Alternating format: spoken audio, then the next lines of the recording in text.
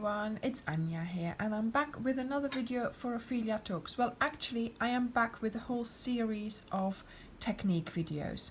So this intro will be used for every video and it will just remind you that this is part of the techniques video series and that the hook and yarn I am using are just chosen for contrast and for me to be able to show you quite clearly what I'm doing.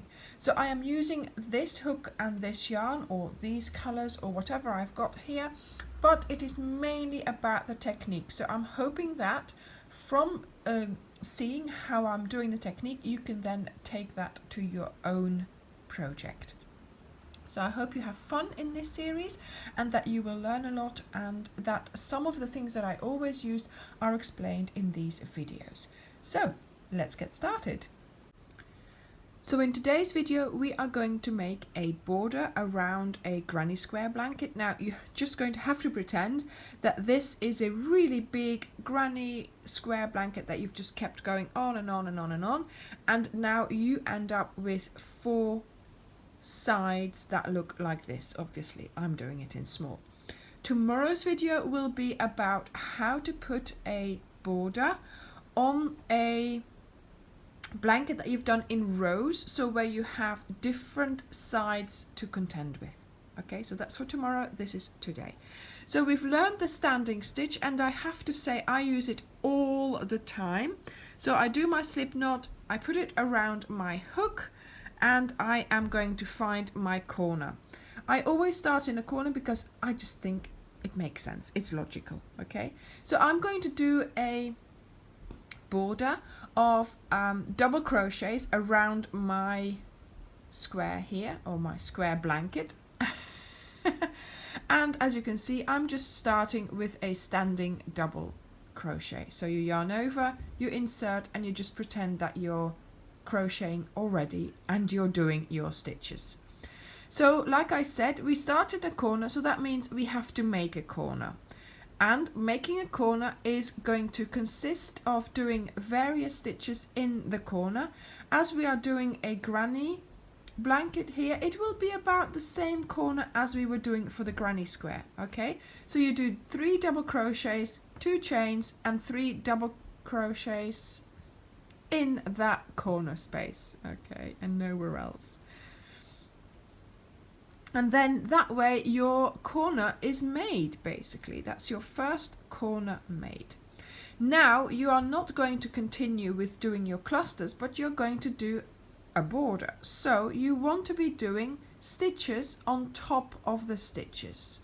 So you are just going to go and pick up the V's on top of the stitches that you made in the last row. And that way you have the right amount of stitches. Don't start doing more. You could possibly miss out one somewhere, although for the view, for the look, I wouldn't do that. Double crochet borders quickly start waving or start out like a wavy motion. Please make sure you don't put too many stitches in, so you just put in the stitches that are there. Here have I done 3 on top? 1, 2, 3. Yeah, so check that you've done 1 on each stitch. And then we get to the corner again. And yeah, you do the same corner as you were doing before. So 3 double crochets.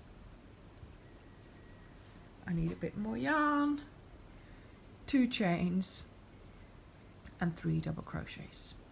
Now sometimes it would be beneficial to do a round of single crochets first, just to sort of set your blanket, sort of almost like contain it and then start doing your design for your border.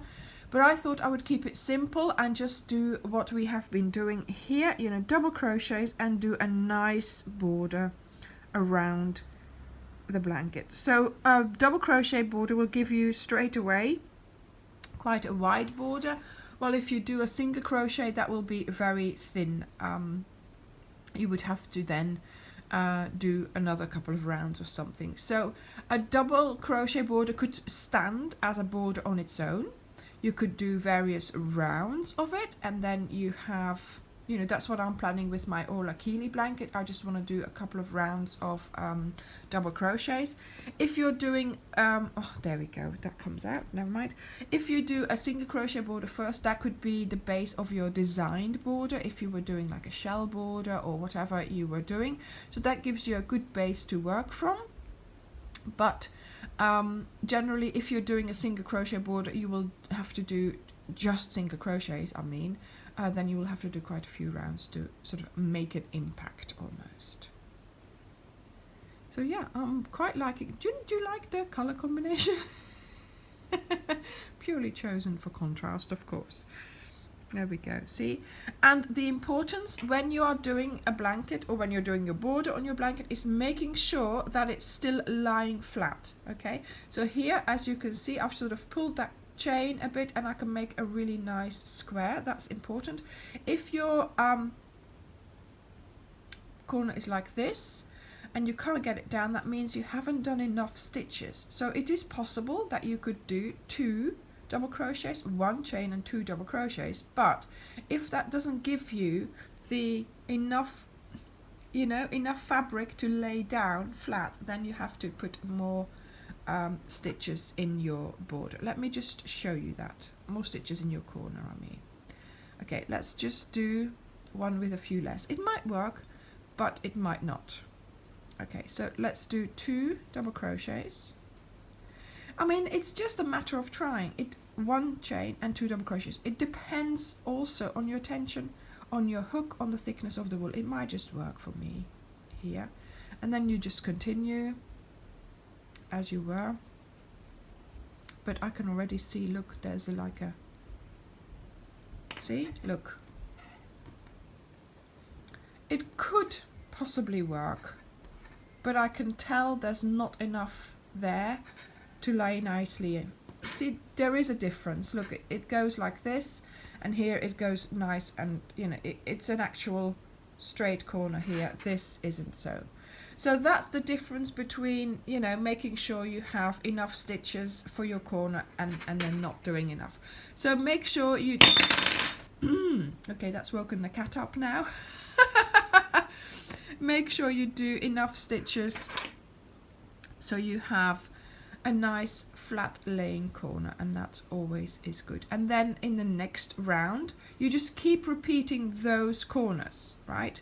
So whatever design you do, you still have to make sure you are doing your corners, otherwise you're losing them basically. So I tend to do a design sort of from here to here, and then I make sure I do my corner again, right?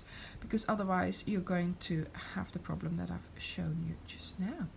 So I hope this was useful. Thank you very much for watching, and like I said, watch out for the next video, because in that one we will be making a border around a blanket, which was made up in rows instead of rounds like this granny square.